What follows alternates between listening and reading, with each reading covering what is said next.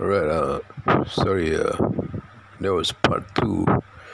I don't know, I think I'm running out of space. So this is part three.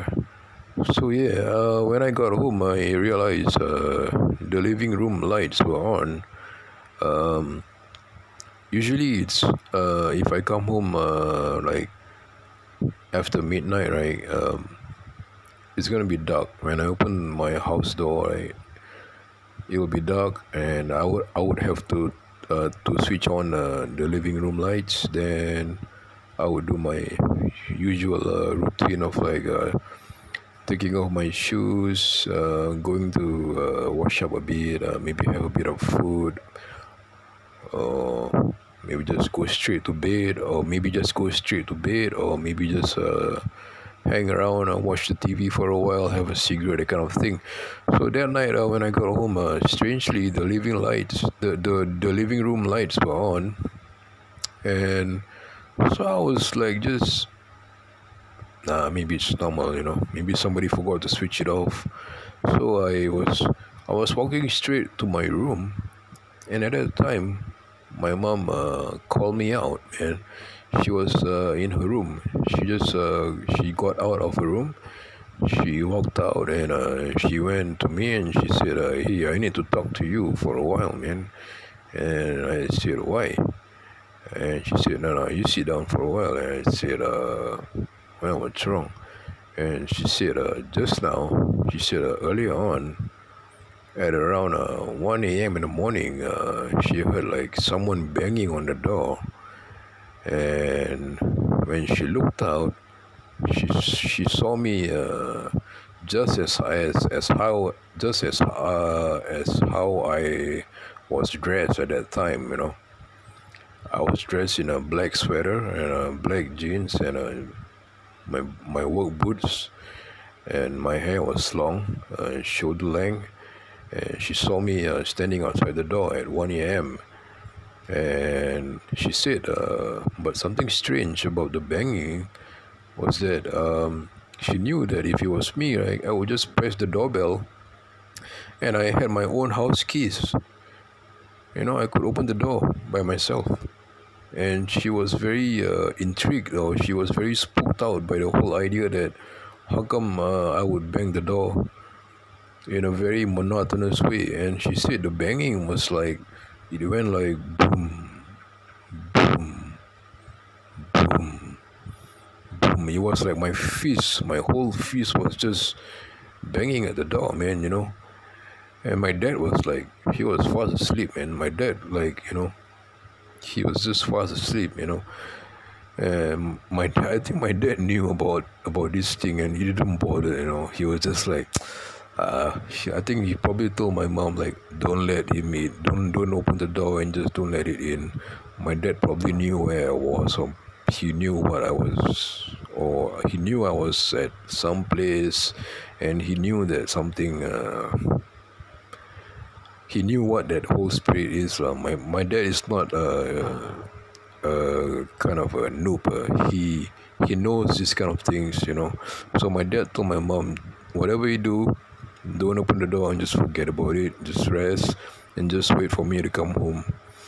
And so my dad was right. And so when I got home, right, my mom told me that at 1 a.m. she looked through the peephole. She saw me standing outside the door with my hair right down it's all the way down my head. My hair was all covering my face, and my neck was looking down on the ground. And my mom was like calling me out. She said, "Hey, is that you? Hey, is that you?" But she told me that what she saw, which looked like me, didn't respond or didn't answer anything. It just stood there looking on the ground. And as soon as she realized that wasn't me, she just left it alone. And she just lie on the bed, and she told me she couldn't sleep till 3 a.m. when I got home. And she said, "Where were you from?" Then I said, I told her I was from work. I was tired and I decided to rest for a while, and I went up to Fort Canning, that hill, and I decided to sit there and listen to music, and I accidentally fell asleep. That was what I told her. And she said, okay. And she said, like, go take a shower, go clean up and say some prayers or what before you go to bed, or that kind of thing. And I was like, oh man, that was a cool story, man. But actually, that wasn't my first time experiencing that. I used to live with like a year before this happened, right? I used to live in a studio shop house on the second story. Like it was one of those like shop house. Below it was like some shop. You gotta go upstairs, and we lived on the studio. We had like two rooms. One room was for making music and like doing a sound editing and everything, and the other room was for sleeping, and the other room on top I was working with this film company, and we were doing short films and everything, and I was part of the crew guys carrying the film equipment, and I was doing like special effects and everything, and my friend was a sound editor, so I was pretty much hanging out with him a lot. He had a car, he was driving me around. He would ask me where am I, he would pick me up, and then I would get back to the studio. So that kind of like kept me kept me busy with something to do with my depression at that time. So I was staying there for a while, and so there was one night, me and him and another guy, we had a party at that studio, and we had some vodka. I remember we had 2 bottles of vodka, and we just finished creating some experimental music. And so we went to sleep, and then when we were sleeping in the other room, suddenly everything that was recorded in the next room suddenly just like the power in that room, right, just turned on by itself. The computer and the speakers and everything just turned on by itself, and what we were recording earlier on was playing very, very loudly in the next room, and we were sleeping in the other room, and I told my friend, like, hey, that room is playing, someone is in the next room, man. And all of us freaked out, and at that moment, right, his phone rang, and we were like, who the hell is calling you at this hour, man? It was probably around 3 a.m., 4 a.m. in the morning. And he answered the call, and it was his mom, man. His mom called him, and his mom asked him, where the hell are you? And then he said, I'm at the studio, man, just doing my work and everything. And at that time, we were listening. We were freaked out listening to the next room playing back what we recorded, but there was no one in the room. We knew. We locked the door, and he was talking to his mom, and he said, he was telling his mom he was at the studio. And excuse me. And his mom was like telling him, hey Bob, I saw you standing outside the car park. And his mom told him his mom saw him standing outside the car park, and just looking at the window. And his mom saw him, but the mom said that his eyes were bloodshot red, as in like a light bulb, very, very red, And he said that, so his mom was concerned as to where he was, and he said he was at the studio. And at that moment, we had that paranormal thing going on in the next room. And he told his mom, and his mom knew where he was, and he was safe. His mom said, okay, come back during the day. But the mom just ignored what she saw, and the mom hang up, put down, she hang up the phone, and he told us the story, and it freaked we were more freaked out, we were like, oh shit. And then we decided to like, okay, we need to open the door, man, to that next room to see what was going on in that room. So all of us went out. The room was just beside, the door was just next to each other, so we opened the door. The cats were like running around. I remember there were two cats. The cats, strangely, I noticed one of the cats were looking at certain places or certain spaces on the wall where there was no one there, but the cat was staring at certain areas in that room, the living room. And so there was a sign. So I told my friend, hey, your cat is staring at the corner on the wall there, fixated, or its eyes were fixated looking at something, man. I told my friend, and then he said, okay. And then I said, hey, we gotta open the door, man. The music is blasting really loud, man. It was on full blast, man, and it's like somebody turned it on, man, but we gotta know who is in there. So when we opened the door, the music was all loud and everything, man. The blasting what we were recording earlier on, but strangely, the guitars and everything that we used was still in place, but the power, the electricity and the computer and the program and everything, it seemed to us like somebody turned it on and just like turn on the program and like play that song again, man, and my friend just like shut off the computer, turn the power off, turn everything off.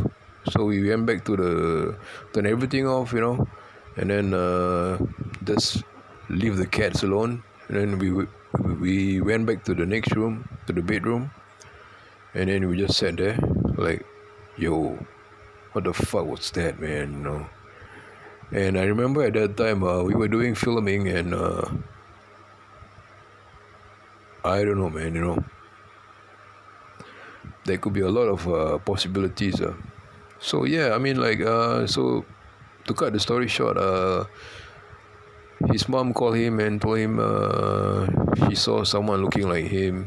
My mom saw me standing outside the door, but it wasn't me. So yeah, in our culture, there's this thing called a doppelgänger, I think. Doppelgänger, or there's a name for it, I think, in German or in Europe. It's the same.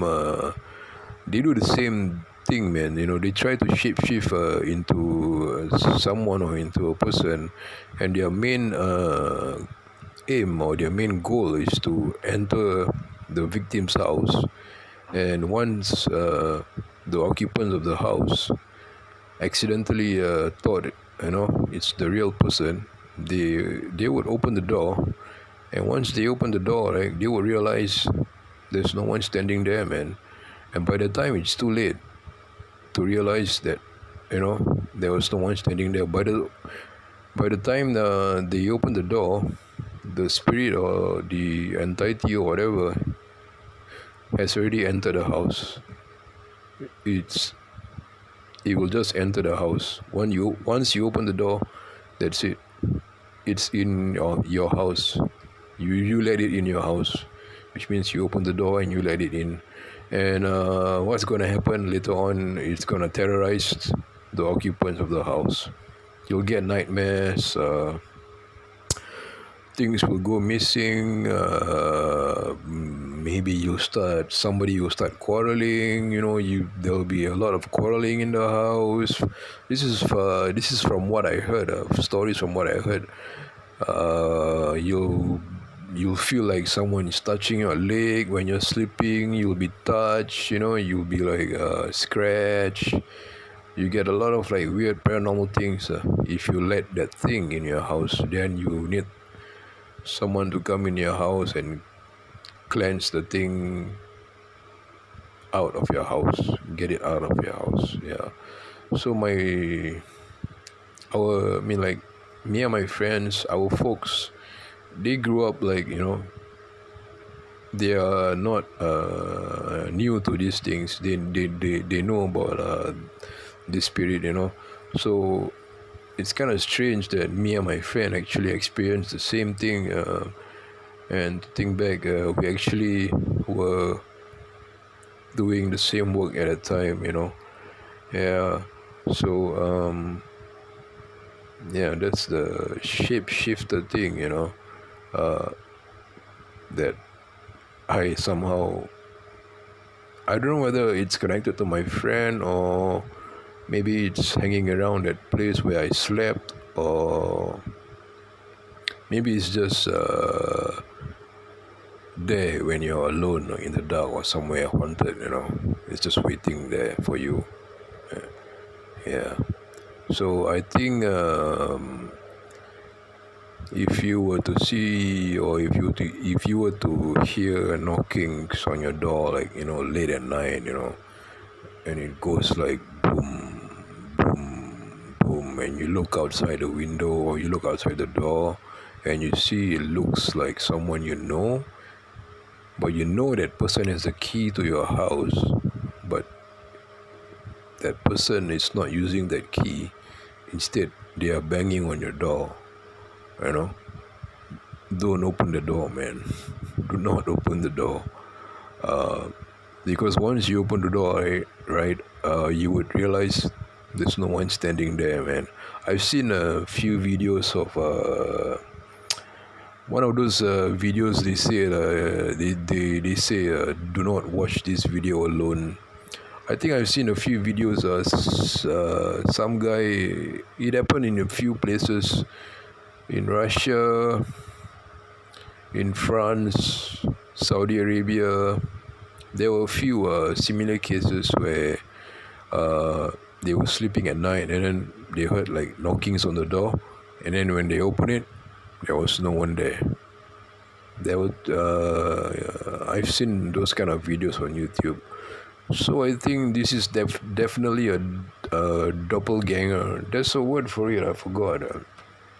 It's a doppelgänger or shapeshifter. What's that thing? There's a name for it, man. If you can Google it, man, you'll get into it. But basically, it's a shape-shifting spirit. They will take form into a person who's trying. It will try to get into the victim's house, lah. So if you hear anything strange at night knocking on your door, do not open your door. Yeah. So that was my story, man, from the Ouija board and everything. Oh yeah, I forgot to mention something about the Ouija board, right? So I started playing the Ouija board when I was 16 years old, right?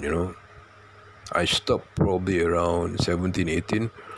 So the group broke up, We got into the army, the police and everything. The group broke up, and at that time we still couldn't explain who Old Pig was, right? Until I was 35 or 34. At that time, no, until I was 27 or 28. I remember at that time we had myspace.com. And I remember at that time it was 2001, 2002.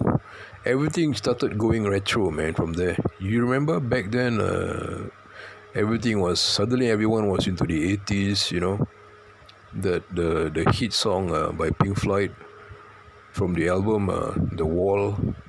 That song, We Don't Need No Education, that song, that album, So I was listening to that album, and I was searching on YouTube about the album. I wanted to find out, and then suddenly I stumbled on this information on YouTube. It said, listen to the song Empty Spaces, but listen to it backwards. So someone actually uploaded that song, played backwards, and typed what he heard.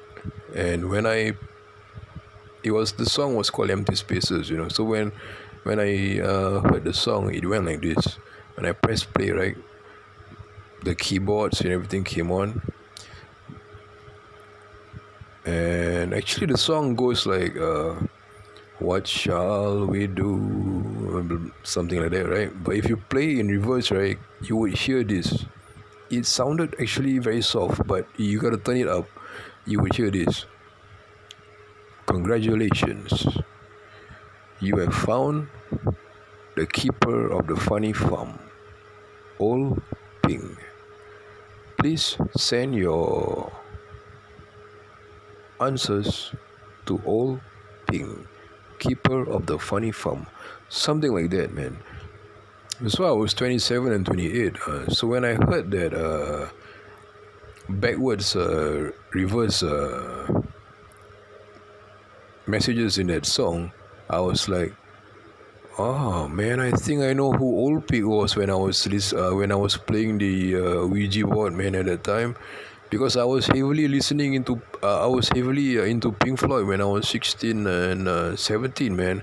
I was Dark Side of the Moon, man. Like,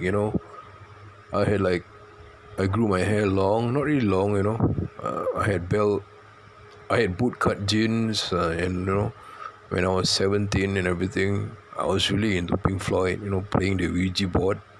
So it was spelling Old Pig, Old Pig, Old Pig, So when I was 27, 28, I was thinking, shit, maybe that was Old Pig, And so that was the reason why I wanted to delve deeper into the transcendental state of listening to music without looking at the album artwork, because I know certain bands could do it, they could write songs and paint a picture of how the album cover would look like.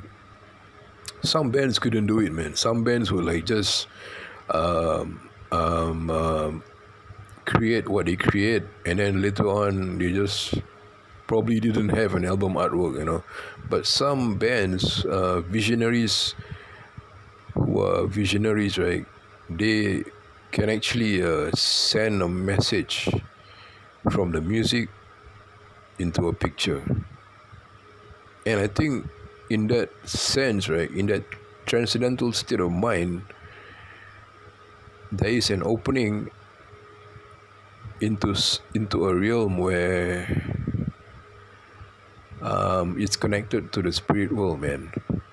So I was spending my time on the hill trying to figure this out, man, So I wasn't really into all that paganism or Satan worshipping stuff. No, I was doing my own research. I was doing my own research with my brain, man, trying to figure out whether this band has the vision to create a music that actually paints the right picture with the music, and I would not see the album artwork before I listen to the music. I would close my eyes and I would listen to the music, and then I'll start seeing maybe a staircase or maybe things, and then I'll see the album artwork in my head. And then once I kind of like get a clue of how the album artwork looks like, right, and then I'll look for the album, and then if I hit the right I mean, if I hit the target, if I hit the bullseye, it's like boom. I'll be like, I'll amaze myself. I'll be like, wow, I hit it, man. I mean, I got it, man. Boom. It's psychic, man. I bullseye. What I mean? Yeah. So anyway, so that was my ghost story. 3 parts, and yeah, rock on, man. Yeah.